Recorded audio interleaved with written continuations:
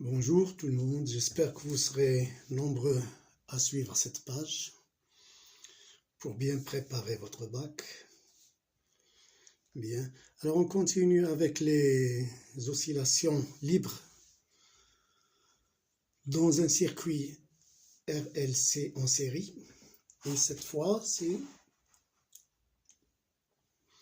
les oscillations non amorties dans un circuit LC idéal. Alors, qu'est-ce que c'est un circuit idéal? Alors, nous avons vu dans la vidéo précédente que le terme qui était responsable des amortissements était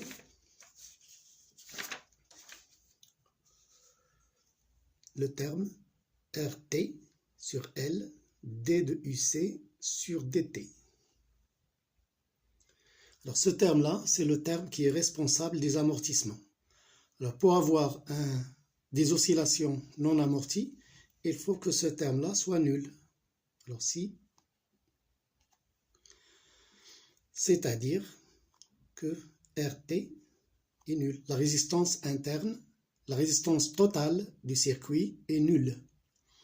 Dans la résistance totale, il y a la résistance interne de la bobine, qu'on a choisi ici, nulle,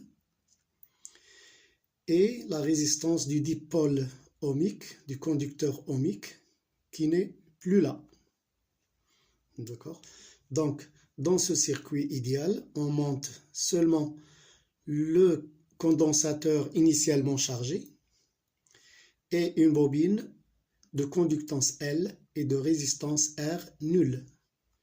Alors, nous savons que avoir une résistance nulle, pratiquement, c'est pas possible.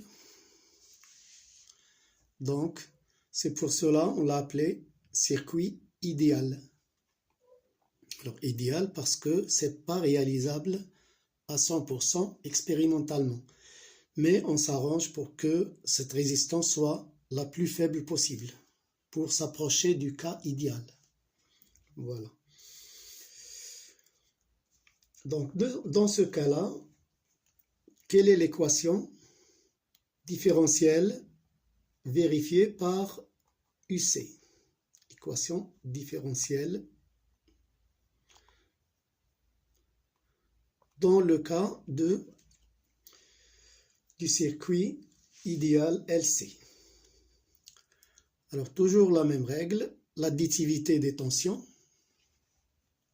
Ici, nous avons UC plus UL égale 0. Le condensateur est initialement chargé, ne l'oublions pas. Alors donc, UC plus UL égale 0. Et ça veut dire que UC plus, alors UL, ce sera LDI sur DT. R étant nul, petit r étant nul. Donc, UL, c'est LDI sur DT. Ceci égale 0. Alors, rappelons que I, c'est D de Q sur DT. Et c'est aussi C, D de UC sur DT.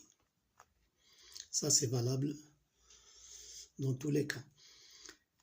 Et D de I sur DT, nous avons besoin ici de DI sur DT, c'est C, D carré de U, C sur DT au carré. D'accord.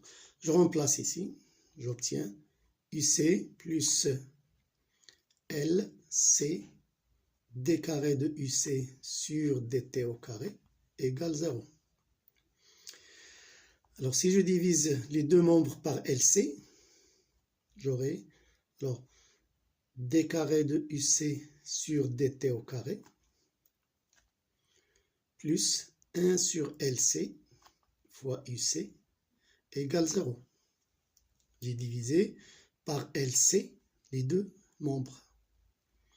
Et ça, c'est l'équation différentielle vérifiée par UC dans le cas d'un circuit idéal où la résistance totale du circuit est nulle. Voilà. Où on obtiendra le régime périodique. Voilà. Solution de cette équation. Solution de l'équation différentielle.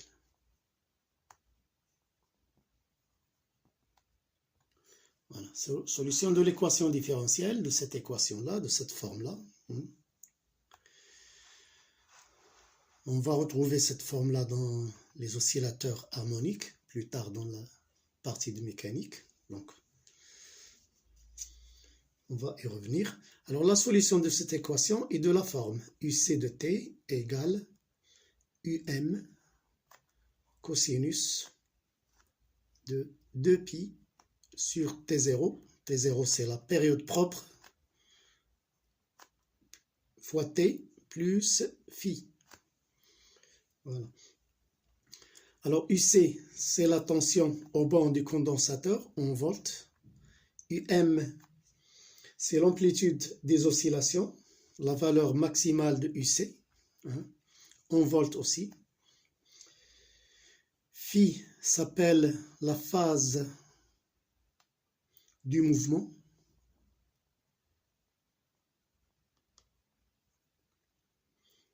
À l'instant 0, c'est en radian. C'est un angle. T0, c'est la période propre. Période propre des oscillations.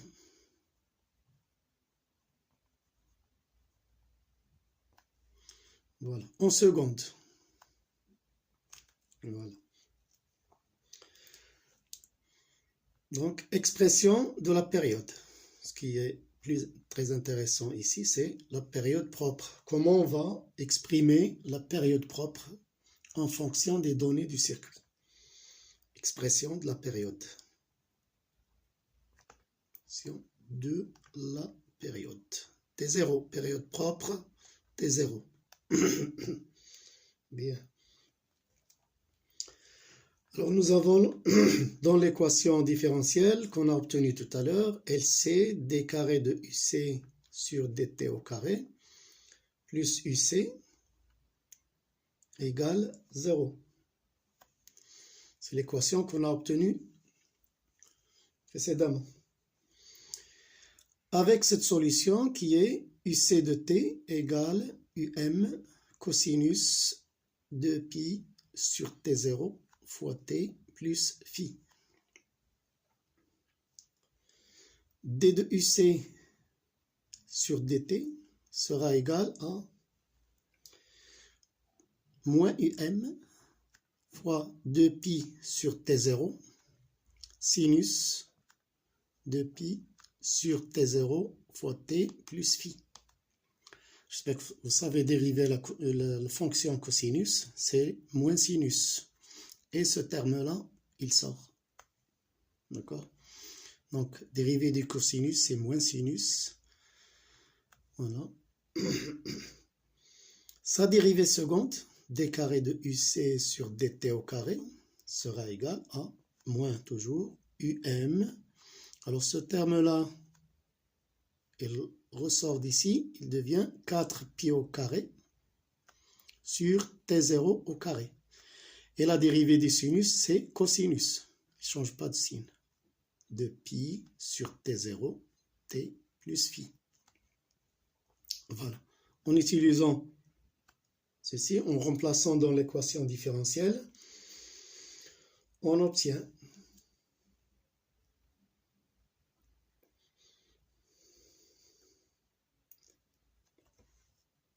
alors ceci, d'abord, c'est quoi? C'est moins 4pi au carré sur T0 au carré fois UM cos de pi T sur T0 plus phi, c'est UC de T. D'accord? Ça et ça, c'est UC de T. Je remplace ici. Alors j'obtiens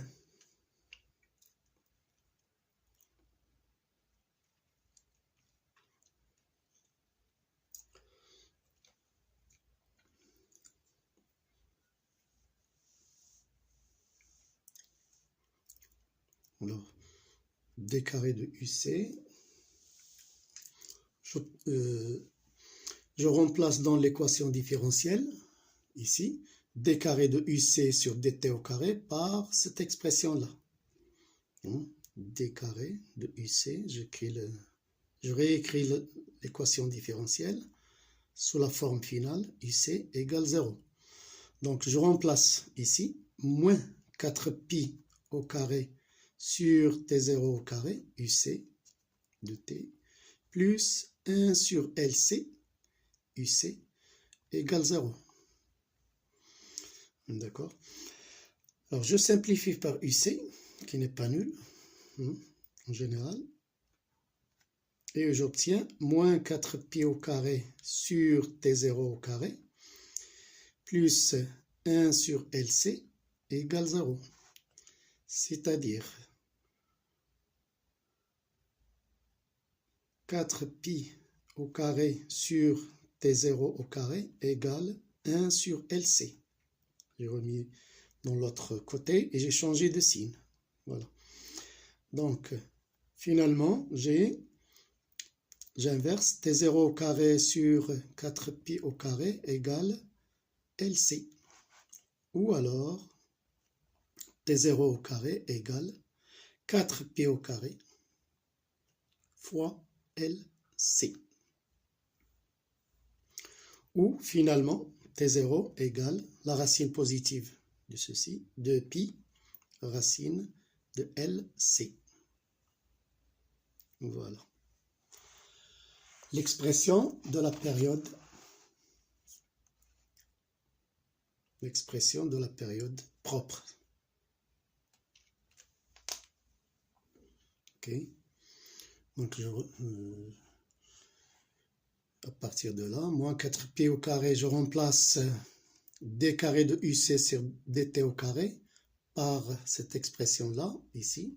Moins 4pi au carré sur T0 au carré, UC de T, plus 1 sur LC, UC égale 0. Moins 4pi au carré sur T0 au carré, plus 1 sur LC, je simplifie là par UC, égale 0. Finalement, je change de signe, je change de côté, donc je change de signe. 4pi au carré sur T0 au carré égale 1 sur LC, ou T0 au carré sur 4pi au carré égale LC, c'est-à-dire T0 au carré égale 4pi au carré fois LC, ou T0 égale la racine carrée, 2pi, racine de LC. Voilà.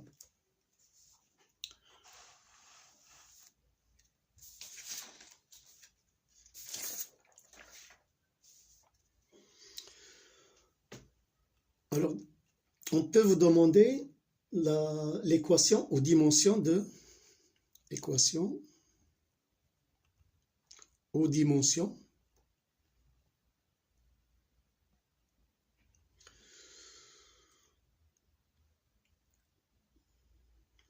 de T0.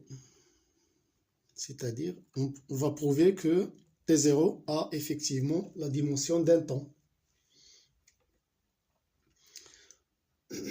Alors, nous partons de cette relation-là. Ça veut dire que T0, dimension de T0, c'est, alors 2pi, c'est, on n'en tient pas compte, c'est un nombre. Dimension de L fois dimension de C, le tout puissance 1/2. Ok. Alors, d'après la relation, I égale D2Q, ou on va utiliser mieux C d de UC sur dt. Ceci montre que la dimension de I, du courant, c'est la dimension de la capacité C fois la dimension d'une tension, qui est UC, sur la dimension de temps. Ça, d'une part. Ceci implique que la dimension de C, nous en aurons besoin ici, là, égale, c'est la dimension du courant I fois la dimension du temps T divisé par la dimension d'une tension U. Voilà. D'après la relation UL égale LdI sur dt.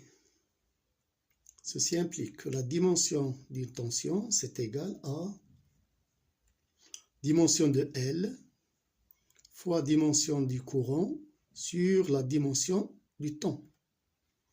Et ça veut dire que la dimension de L est égale à dimension d'une tension, U, fois la dimension du temps, T, sur la dimension d'une tension. Donc nous avons dimension de C, dimension de L. On va les multiplier ici et prendre la racine carrée. Finalement, dimension de T0 sera égale. Donc sera égale à dimension de L fois dimension de C, qui est dimension de L, c'est U puissance 1/2, hein, n'oublions pas, U fois T fois divisé par U. Alors, pardon, ici c'est I, hein. U fois T sur I. Voilà. Donc là, I, c'est ça, fois C qui est I, fois T divisé par U. Tout ça, puissance 1/2. Alors, on va simplifier ce qui est simplifiable. C'est dimension de U, dimension de I. Il reste dimension de T au carré. Dimension de T au carré, mais puissance 1/2. C'est-à-dire, c'est la puissance d'un temps. Finalement, T0, dimension de T0, c'est bien une dimension de temps. Voilà, on peut vous poser cette question-là dans un exercice. Il faut bien s'entraîner là-dessus. Bien, alors on va s'arrêter là pour ne pas être un peu long, fastidieux. Et on continuera la prochaine fois, Inch'Allah. Merci et à la prochaine.